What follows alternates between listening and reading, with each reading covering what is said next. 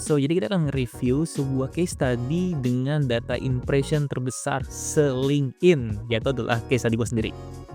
Gue bisa bilang ini salah satu case study dengan angka yang paling sukses di LinkedIn karena impression itu bisa mencapai 240.000 orang, yang reaction ada 2.700 orang lebih, dan kemudian ini di-repost sebanyak 137 kali dan dikomentar oleh middle hingga senior level di sebuah company gitu.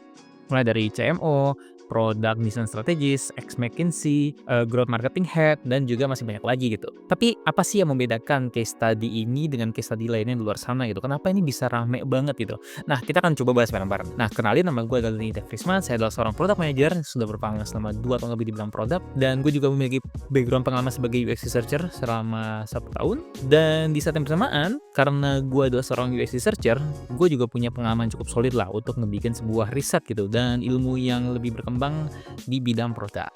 Mungkin pertama-tama adalah alasan kenapa gue bikin case study ini tuh. Ide ini udah pasti nggak datang secara sendirinya. Ini datang dari keresahan gue pada waktu itu sebagai seorang product manager. Nah, di mana tim dari Yanji Jiwa ini nggak memanfaatkan produk mereka dengan baik. Nah, yaitu adalah si Jiwa Plus, aplikasinya si Yanji Jiwa gitu. Soalnya ketika gue beli di Kopi tempat mereka gitu ya, gue nggak pernah tawarin untuk pakai aplikasi gitu. Beda ketika gue datang ke Fore, gue datang ke tempat lain gitu, mereka menawarkan apakah aku punya aplikasi atau enggak gitu. Nah, gue tuh baru tahu kalau misalnya mereka punya aplikasi itu setelah kunjungan gue yang sekian, dan gue tahu itu bukan dari pegawainya tapi dari temen gue gitu. Nah, kalau misalkan lu nggak tahu nih berapa sih biaya yang diperlukan untuk bikin sebuah server kayak Jiwa Plus gitu, atau mungkin yang ada di Nafas gitu ya, coba kalian buka aja Google Cloud Server. Nah, kalau misalkan lu udah buka, mereka akan ngasih kredit sebesar $300 atau sekitar 5 jutaan, yang dimana itu adalah setara dengan UMR di Jakarta. Itu hanya buat nyobain layanan mereka. What if kalau misalkan lu itu nggak nyobain gitu, berapa budget yang perlu lu keluarin untuk ngebayar server tersebut gitu. Sebagai seorang product manager, gua itu cukup sebel banget sama produk yang udah diinvest mahal-mahal tapi nggak dimanfaatin dengan sebaik-baiknya untuk si perusahaan. Berarti itu akan ngerugiin si perusahaan itu sendiri gitu. Padahal dengan manfaatin aplikasi lo itu sendiri, maka bisa dapat banyak benefit. Mulai dari bisa naikin pendapatan di masa depan, bisa buat informasi pengguna, terus buat tahu performa produk itu sendiri gitu.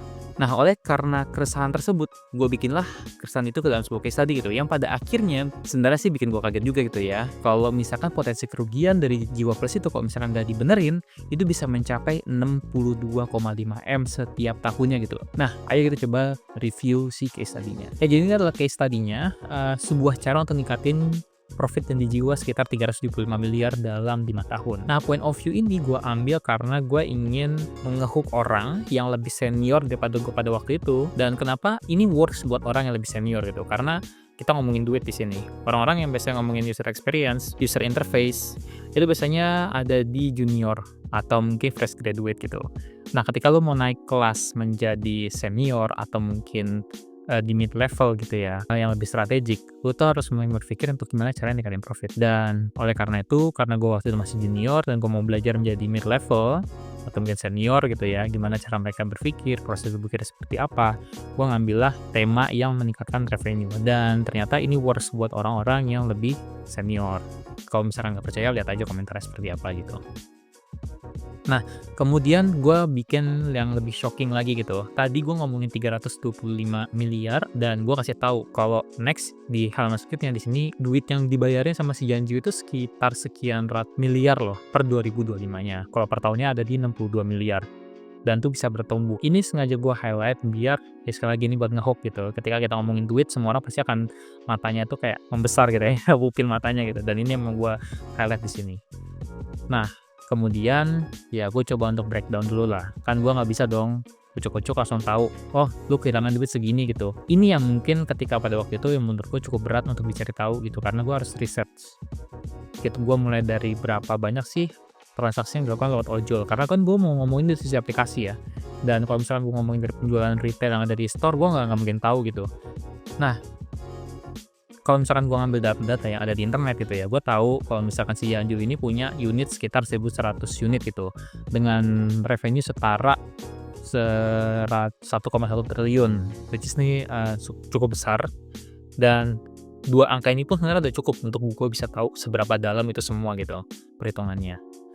Nah, dari situ ketika gue udah tahu berapa jumlah transaksi sales yang terjadi, yaitu adalah sekitar 1,1 miliar, gue coba 1,1 miliar itu dengan asumsi bahwa transaksi yang terjadi di Janju ini harga kopinya sebesar 26.000, itu terdapat sekitar 38.000 transaksi, which is ini sangat besar banget. Nah, tapi yang kita udah tahu nih, jumlah transaksi di satu outlet itu ada sekitar 38.800 transaksi. Nah, kita tuh perlu membagi dulu dari sisi aplikasinya nih, misalkan kayak buat si ojol gitu ya. Kita asumsiin deh berapa kira-kira gitu ya. Dari info yang gue dapat dari data, gue dapat informasi bahwa sebanyak 21% transaksi yang ada di ojol, sebanyak 21% transaksi untuk belanja makanan dan minuman itu terjadi melalui ojol. Karena tadi kita udah tahu total transaksi di satu outlet itu ada 38.800, maka kita harus kaliin ke 21%. Nah, dengan asumsi bahwa 21%-nya adalah seluruh transaksi yang terjadi di outlet tersebut. Karena bisa aja mungkin lebih rendah atau mungkin lebih banyak gitu, kita nggak tahu, tapi yang kita tahu adalah sebanyak itu gitu. Kalau misalnya kita ada kali 21, maka kita tahu nih bahwa total transaksi yang terjadi itu ada di 8.150. Nah, setelah kita tahu bahwa total transaksi terjadi itu ada 8.150, nah kan kita ada banyak aplikasi ya, Red Hailing, ada Gojek, ada Grab, itu kita nggak bisa tahu berapa transaksi yang terjadi di keduanya. Jadi kita asumsiin aja bagi dua gitu, nggak apa-apa. Di sini kita bermain dengan asumsi gitu, karena kita juga bukan orang dalam kan, kita kan bisa ngelihat itu semua dari data-data yang tersedia di internet. Nah, kita asumsinya bagi dua gitu ya. Nah, kita tahu bahwa ketika ini dibagi jadi dua, itu total transaksi ada di 4.075 masing-masing aplikasi. Oke, kita udah tahu berapa banyak transaksi yang terjadi. Nah, sekarang kita perlu tahu berapa sih yang perlu kita bayarin ke ojol gitu. Nah, kalau misalkan berdasarkan dari data gitu ya, Gojek itu mewajibkan untuk membayar mitra sebesar harga produk dikali 21% plus Rp1.000. Dan juga kalau untuk Grab, berapa harga produk dikali 30%. Jadi cukup se-strict itulah informasinya. Dan ini informasi yang gue dapetin di beberapa tahun lalu. Gue nggak tahu yang terupdate apakah udah berubah gitu dengan adjustment yang dilakukan sama Gojek maupun Grab saat ini gitu. Dan kita tahu bahwa satu janji jiwa itu tuh bisa sekitar seharga 6.200 sampai 7.800. Nah, kita tahu bahwa dari janji jiwa ini membayar sekitar 6.200 ke Gojek dan juga 7.800 ke Grab gitu ya, dengan asumsi harga kopi di 26.000. Nah, oke, kita udah tahu total transaksi yang terjadi berapa, harga yang perlu dibayarin dari si ojolnya juga berapa gitu ya. Kita perlu cari tahu berapa banyak sih yang perlu dibayar sama si outlet gitu ya. Nah, dari sini hitung-hitungan gue sih ada di Rp56.700.000 gitu. Nah, itu gue dapetin dari mana? Ya, di sini dari tadi ya, cost di Gojeknya berapa, cost di Grabnya berapa, gue totalin jadi satu. Nah, itu asumsinya sebesar itu. Jadi 56 juta. Kalau itu dibayar satu lokasi, dimana kalau misalkan dikali 1.100, kali kan udah kasih tahu ya Bapak, di janjinya ada 1.100 outlet gitu. Nah, kalau misalkan dikali 1.100, maka itu ada di Rp62 miliar di tahun 2022, dengan asumsi seperti itu. Nah, di sini gue bener kan bahwa transaksi yang terjadi itu sekitar 62,5 M di tahun 2022. Dan bagaimana kalau misalkan tuh diakumulasiin ke tahun 2023 dan selanjutnya gitu berturut-turut sampai mungkin 2029. Berdasarkan dari kata data lagi, pertumbuhan tahunan dari industri ini ada di 25%. Itu kalau misalkan teman-teman lihat di CAGR gitu ya. Dan apabila kalau misalnya kita coba untuk transaksi cost-nya itu dari 21% per tahunnya gitu ya, maka berapa sih yang perlu dibayar sama janji jiwa gitu ya ke Grab dan juga Gojek. Nah, gue cobalah hitung gitu, dan ternyata ini bisa mencapai 1,2 triliun rupiah. Dan ini sangat besar banget untuk sebuah platform untuk ngebayar gitu. Ini hitungan bukan dari gue, by the way. Gue mungkin hanya menghitung sampai 2022-nya aja. Temen gue yang memperbaiki ini untuk jadi lebih baik. Jadi seperti ini, dalam asumsi pertumbuhan di 25% per tahunnya, terus berapa yang harus gue bayar ke ojol, which is sekitar 21% gitu ya, dapatlah angka segini. Nah, what if nih dari 21% ya, kita turunin jadi 10% aja. Kita nggak mungkin menghilangkan ketergantungan kita dengan ojol. Nggak mungkin. Yang kita bisa lakukan adalah mengurangi sebanyak-banyaknya. Nah, sebanyak-banyaknya kita asumsiin aja dulu deh dari 21% turun ke 10%. Berapa sih kira-kira bisa kita save duitnya? Nah, di sini gue mengasumsikan bahwa apabila kita menurunkan dari 21% gitu ya, terus kita turunin tahun pertama kita coba ke 3%, terus kita gradually menurun 2%, 2%, 2%, 2% sampai 10% di tahun 2029, berapa sih kira-kira bisa buat save gitu. Nah, ternyata secara akumulasi perhitungan ya, kita bisa nge-save sampai Rp375 miliar. Ini angka yang sangat besar untuk sebuah perusahaan, angka yang sangat besar juga dihasilkan sama sebuah aplikasi. Dan ini harus jadi sebuah North Star Matrix. Nah, kalau misalnya belum tahu North Star Matrix itu apa, itu adalah pencapaian yang ingin kita lakukan untuk jangka panjangnya. Jadi dari North Star itu turun ke matrix-matrix apa yang mau kita pakai ke dalam 1 tahun, 2 tahun, 3 tahun gitu. Biasa sih di 1 tahun gitu ya. Tapi di sini gue mengasumsikan bahwa kalau misalkan gue dapat offering, ya ini akan gue jadiin target selama gue 5 tahun. Terjadi janji gitu. Nah, berdasarkan dari perhitungannya gitu ya, kan kita udah tahu nih bahwa oke, dari tahun 2022 sampai 2029 potensi yang kita bayar adalah 1,2 triliun. Kalau misalkan kita nge-save di tahun pertama itu kita bisa nge-save sekitar 17,5 billion rupiah, which is itu sekitar 3% pengurangan ketergantungan. Dan kalau misalnya kita turunin terus sampai 10% gitu ya, kita bisa nge-save sampai 375 miliar. Dan itu sekitar 50% savingnya gitu, which is ini sangat gede banget gitu. Nah, what if nih di tahun pertama aja gitu ya, kita udah nge-save 17,5 billion. Apa yang terjadi sama janji gitu? Apa yang bisa kita lakuin buat uang tersebut? Oke, di sini kita 87 janji jiwa outlet baru. Nah, di mana pada dasarnya untuk ngebikin sebuah janji jiwa gitu ya, franchise-nya, itu tuh butuh sekitar 200 miliar rupiah. Nah, kalau misalkan kita breakdown dari 17,5 miliar dibagi 200, maka kita dapat sampai 87 outlet janji jiwa, which is tuh dapat sekitar 87M kan. Tadi kalau misalnya kita baca, satu outlet sama dengan 1 miliar, which is bagus banget gitu. Terus kita bisa ngasih bonus ke 3.000 orang nih, misalkan gitu ya, jumlah pegawainya sebanyak itu, sebesar 5.800.000 rupiah yang dibagi secara setara gitu ya. Terus jalan-jalan buat seluruh pegawai janji jiwa dan juga keluarganya gitu. Kalau misalnya kita lihat dari Traveloka nih, banyak banget gitu ya. Intinya di sini gue ngasih tahu bahwa apa yang bisa lo mainin dengan 17,5 miliar rupiah. Dan ini hanyalah ya buat having fun aja gitu istilahnya. Nah, kemudian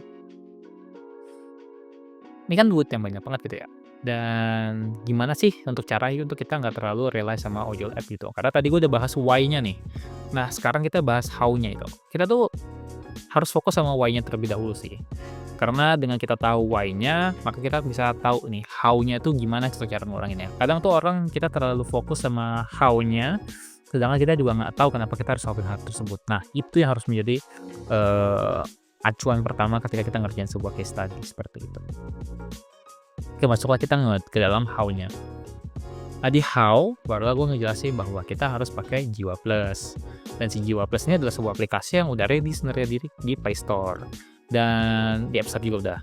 Jadi intinya, gue mau kasih tahu bahwa cara lu untuk nge-save sebesar 350 miliar tersebut adalah dengan cara, ya lu drive user lu untuk pakai si Jiwa Plus gitu. Jangan terlalu rely sama ojol.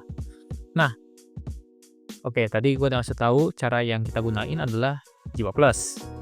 Nah, tapi kenapa harus pakai Jiwa Plus itu ya? Gue sini udah ngejelasin, gue tambahin beberapa informasi tambahan lah untuk mendukung opini gue bahwa ini loh cara yang paling tepat. Nah, ada 3 cara yang gue ajuin. Pertama adalah case study, research, dan long term vision. Kita mulai dari yang pertama, yaitu adalah case study-nya dulu. Nah, si case study ini, gue mencoba menaruh beberapa informasi mulai dari Starbucks gitu ya. Kita udah tahu bahwa Starbucks dengan aplikasinya itu ngebantu banget untuk kita lebih personalize dan juga mendapatkan reward-reward yang sangat lumayan lah bisa dipakai gitu ya. Dan itu ternyata worth buat si Starbucks gitu. Dimana kalau misalkan lihat di sini berdasarkan case study-nya gitu ya. Dengan adanya Starbucks apps itu bisa mengconnect dengan 14,2 juta user, pertumbuhan user sebesar 11% dari loyalty programnya, dan loyalty program itu sendiri meningkatkan 39% sales. Dan kalau misalkan diakumulasin ya dari seluruh aplikasi kan kita pakai Starbucks itu deposit dulu ya. Itu tuh bisa mencapai 1,6 miliar dolar gitu di rekeningnya user, seluruh usernya gitu, which is gede banget. Kita kayak bank sebenarnya. Nah, termasuk juga untuk Luckin Coffee. Ini juga hal yang sama sebenarnya. Gue cuma ngasih tahu bahwa Luckin Coffee itu bisa menang di marketnya China karena dia mencoba untuk bikin aplikasi yang mudah untuk digunakan sama orang sana gitu. Kayak di sini gue ngasih tahu perbedaannya si Starbucks itu menawarkan tempat yang nyaman dan juga mudah untuk ditemuin, tapi si Luckin Coffee ini rely sama smartphone gitu. Dan juga tempat-tempat yang kecil untuk menjual minuman, which is sebenarnya mirip sama si Janji juga sedikit. Nah, impact-nya dengan si Luckin Coffee ini rely sama aplikasi gitu ya, itu tuh meningkatkan sales mereka untuk overtake si Starbucks itu. 855 miliar untuk Luckin Coffee dan 822 miliar untuk Starbucks. Dan Luckin Coffee juga pada akhirnya ngebuka store lebih banyak daripada Starbucks, itu hampir 1 kali lipatnya, which is banyak banget gitu di China. Dan termasuk juga untuk Jago ya, sebuah kopi Starling. Dan terakhir gue cuma ngasih tahu case study-nya aja. Terus gue mendukung juga dengan jurnal, karena sebuah riset itu juga harus didukung dengan jurnal yang baik, atau mungkin riset gitu. Di sini gue ngambil dari 2 tempat ya. Dan yang pertama dilakuin sama Mediana dan rekan-rekannya, bahwa di sini dikasih tahu bahwa Janji Jiwa tuh gagal lah untuk mendeliver satisfaction untuk aplikasinya mereka. Dimana kalau misalnya lihat di sini nih ratingnya kecil banget ya, 1 semua gitu, gagal lah. Dan padahal gue juga nemuin kalau misalkan lo punya aplikasi yang bagus, user friendly apps gitu ya, itu akan meningkatkan purchase intent-nya orang. Jadi orang itu akan lebih minat buat beli gitu. Dan pada akhirnya karena orang lebih minat buat beli, maka akan drive sales lebih banyak. Ini dilakuin sama Ignacia dan juga Widya Stuti ya, dan rekan-rekannya, di mana mereka menggunakan sampel dari Domino App gitu untuk digunakan. Nah, yang terakhir itu adalah long term fiction. Tadi gue dapetin dari Google kalau nggak salah, gue udah cukup lama lupa. Dimana 85% retailer nih setuju nih kalau misalkan lu invest ke mobile apps, itu akan meningkatkan customer lifetime value lo. Kalau misalkan lu belum tahu customer lifetime value apa, itu adalah berapa banyak yang akan dihasilkan uang oleh satu orang selama dia mengenal produk tersebut. Kadang kalau misalkan gue gitu ya, misalkan kalau gue prefer Fore gitu, dan gue juga ada subscribe di Fore, kalau misalnya teman-teman tahu kan ada Fore, ada subscribe-nya gitu ya, maka customer lifetime value gue tuh mungkin lebih tinggi di Fore dibandingkan Janji Jiwa, atau mungkin gue di Starbucks gitu. Sama juga di sini gitu. Dengan adanya si customer lifetime value ini pula, maka akan meningkatkan customer retention dan juga loyalty untuk lebih stay pada aplikasi yang mereka prefer pakai gitu. Nah, tadi gue udah ngasih tahu bahwa cara untuk mendapatkan duit tambahan nih sebesar 375 miliar itu adalah dengan menggunakan Jiwa Plus. Dan gue udah ngasih tahu caranya kenapa, dan itu kenapa juga harus ke Jiwa Plus itu ya. Maka yang gue lakukan selanjutnya adalah gimana caranya gitu. Gue udah ngasih tahu masalahnya apa, gue udah tahu caranya gimana, pakai apanya, dan gimana sekarang. Sekarang kita bahas gimana cara nurunin dari 21% ke 10%. Ini ada beberapa tahapan, ada 5 tahapan sebenarnya, tapi karena gue nggak terlalu fokusin untuk nomor 4 dan 5, maka gue fokusin di area 1, 2, dan 3 aja. Karena gue cukup yakin bahwa misalkan kita fokus di 1, 2, atau 3, maka itu pada akhirnya akan meningkatkan sales di bagian revenue. Itu akan saling berkesinambungan lah bahasanya gitu. Jadi gue rasa 3-nya udah cukup. Bahas yang pertama itu adalah acquisition. Nah, dari acquisition, gue udah ngelis nih ada 4 hal yang bisa kita lakuin. Mulai dari memastikan bahwa setiap orang yang datang ke Janji Jiwa itu gunain Jiwa Plus. Kayak di sini nih, gue datang ke 3 tempat. Ternyata di ketiga-tiganya itu tidak ada yang mempromosikan Kak pakai Jiwa Plusnya ya gitu. Dan gue juga tahu si Jiwa Plus ini dari teman gue gitu, bukan dari pegawainya. Which is ini sangat aneh gitu ya. Biasanya kita tahu dari pegawai, tapi ini kita tahu dari orang lain. Makanya di sini solusi gue adalah untuk menawarkan penggunaan Jiwa Plus instead of walk-in doang gitu. Terus kita tambahin opsi buat kopi 1 juta jiwa, which is adalah versi Starlingnya Jiwa Plus. Saat ini nggak ada di aplikasinya, tapi gue harap nanti kemudian hari juga ada, karena ini bisa nge-capture orang lebih banyak untuk gunain Janji Jiwa gitu. Terus ini ada mempromosikan Jiwa Plus di berbagai macam sosial media platform. Kalau misalnya teman-teman lihat dari postingan sosial media ini nih, sebenarnya mungkin kasih lihat ya, Atau ada tulisan Jiwa Plus gitu, ini ada tulisan Jiwa Plus, tapi nggak ada yang paham nih konteks Jiwa Plus itu apa gitu, nggak ada yang memperkenalkan, tidak ada yang di halaman terakhir dari postingan itu tuh juga nggak ada tulisan kayak, "Dapatkan aplikasi Jiwa Plus." Aneh gitu. Biasanya orang mempromosikan, tapi ini sama sekali enggak. Di gue juga udah ngasih tahu bahwa, ini impact-nya adalah medium dan effort-nya juga ada medium. Jadi kalau misalkan impact-nya itu easy, impact-nya itu high dan effort-nya itu easy, maka itu harus gue lakuin segera. Tapi kalau misalkan impact-nya medium atau mungkin hard, mungkin gue harus, nge-consider 1 atau 2 kali lagi gitu. Nah, kalau kayak gini nih, impact-nya kan high dan low ya, effort-nya, karena ini gue cuman ngubah angka doang di aplikasi Gojek ataupun Grab gitu, karena ya harganya sama gitu. Dan gua rasa sih aturan ditambahin ya. Kita nggak bisa untuk ngebikin harga Gojek dan juga Jiwa Plus tuh setara sebenarnya. Kita harus ngebedain, biar kita harus ngasih tahu bahwa dengan lo pakai aplikasi kita lo akan dapat yang lebih murah.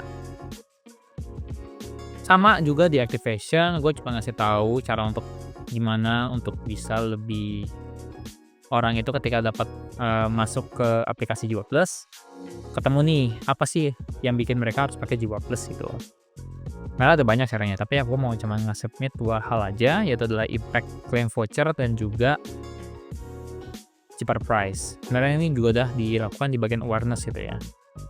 Dan yang terakhir adalah di retention, gimana caranya untuk orang selalu belanja di tempat kita. Nah, yaitu adalah dengan cara 3 hal. Pertama, ngirim relevant push notification.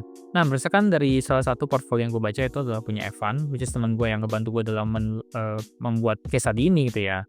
Orang-orang tuh nggak suka yang namanya informasi yang nggak relevan sama mereka. Nah, ketika gue pakai Jiwa Plus gitu ya, gue dapet 5 push notification dalam sehari gitu. Dan itu dilakukan sebanyak 2 jam gitu. Itu repetitif, jadi menurut gue tuh ngeganggu.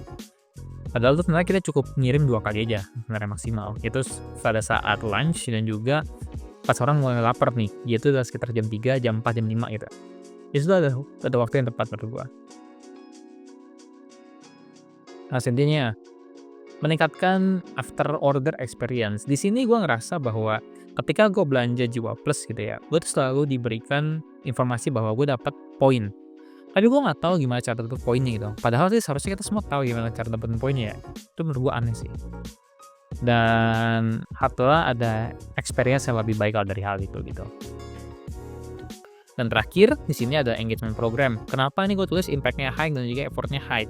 Karena tadi kalau misalnya kita baca di case study-nya Starbucks, engagement program ini meningkatkan potensi sales lebih gede. Tapi effort-nya juga akan high karena kita harus diskusi sama tim-tim yang terkait. Mungkin kesepakatan dari finance, mungkin butuh kesepakatan dari business development, mungkin juga butuh CEO gitu untuk ngasih tahu. Makanya menurut gue ini effort-nya besar karena ini perlu banyak diskusi dengan rekan-rekan dari tim lain.